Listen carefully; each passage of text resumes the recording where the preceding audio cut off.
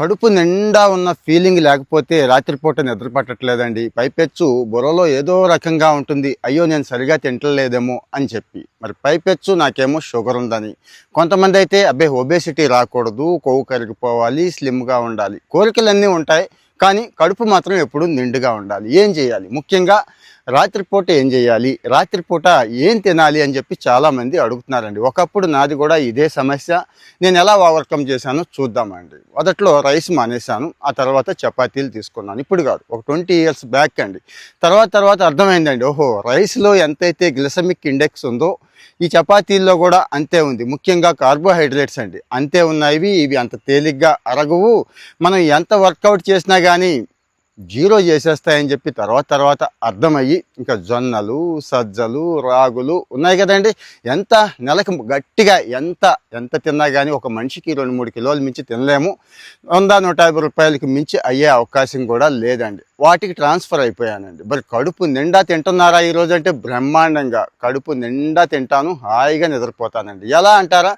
మీరు రొట్టెలు గిట్టెలు ఓకే, నాకు అవే నచ్చుతాయి అనుకుంటే వాటికి వెళ్ళండి, మంచి కూర పెట్టుకోండి. కానీ నేను చేసేది ఏంటంటే జావ అండి. ఏదైనా కానీ చక్కగా 1 లీటర్ 2 లీటర్ల జావ, అంటే ఈ రాగి, ఇదే సజ్జ, ఇదే జొన్నతో జావ తీసుకుంటే మీకు తెలుసు ఎంత లో గ్లైసెమిక్ ఇండెక్స్ ఉంటుంది అనేది. అలాగే ఇందులో మంచి ప్రోటీన్స్ కూడా ఉంటాయండి. ఇంకా ఫైబర్ అంటారా, మామూలు ఫైబర్ కాదు, రిచ్ ఫైబర్ ఉంటుంది. ఉదయాన్నే లేచిన 10-15 నిమిషాల్లో పరిగెట్టాల్సిందే, కడుపు మొత్తం ఖాళీ అయిపోవాల్సిందే, బ్రెయిన్ చక్కగా ఫ్రెష్ అయిపోవాల్సిందే. ఫ్రెష్ అయిపోయి బయటకు వచ్చాను కాబట్టి నేను ఇంత ఫ్రెష్గా మీతో ఇంత చక్కగా మాట్లాడగలుగుతున్నాను. నిజమే చెప్తున్నాను. ఒకసారి కావాలంటే ట్రై చేసి చూడండి. మొదట్లో అంటే చాలా కాలం నుంచి తినలేదు, తాగలేదు కాబట్టి కాస్త మోషన్స్ అయ్యే అవకాశం ఉంటుంది.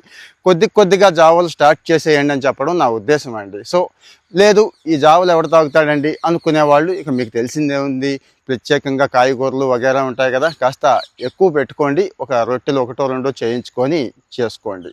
మనం ప్రధానంగా ఇక్కడ గమనించాల్సింది ఏంటి అంటే ఎంత కార్బోహైడ్రేట్స్ లోపలికి తీసుకుంటున్నాము, ఎంత స్టార్చ్, ముఖ్యంగా పనికి రాని స్టార్చ్ రైస్లో అది ఎక్కువ ఉంటుందండి. అలాగే ఈ గోధుమ పిండిలో కూడా ఎక్కువ ఉంటుంది. మీకు తెలుసు, మంచి వైట్ రైస్, మంచి రిఫైన్డ్ గోధుమ పిండిలు కదా మనం వాడేది. అది చాలా ప్రమాదం చేస్తుంది. ముఖ్యంగా షుగర్ వాళ్ళకి గ్లిసమిక్ ఇండెక్స్ ఎక్కువ ఉంటుంది కాబట్టి. సో మరి ఈ టెక్నిక్ మీకు నచ్చినట్టయితే ఒకసారి ట్రై చేయండి. ట్రై చేసి అప్పుడు చెప్పండి, హాయిగా నిద్ర పడుతుందా లేదా చెప్పండి. పొద్దున్నే మీ పొట్ట మీతో ఏం చెప్పింది, ఏం మాట్లాడింది అనేది కూడా చెప్పండి. కామెంట్లో మీరు చెప్పే ఒపీనియన్ ఉంది చూశారు, అది చాలా వాల్యుబుల్ అండి. మన వాళ్ళు చాలామంది చదువుతూ ఉంటారు, చాలామందికి మంచి చేసినట్టు కూడా అవుతుంది. కాబట్టి దయచేసి కామెంట్ చేయండి. Thank you.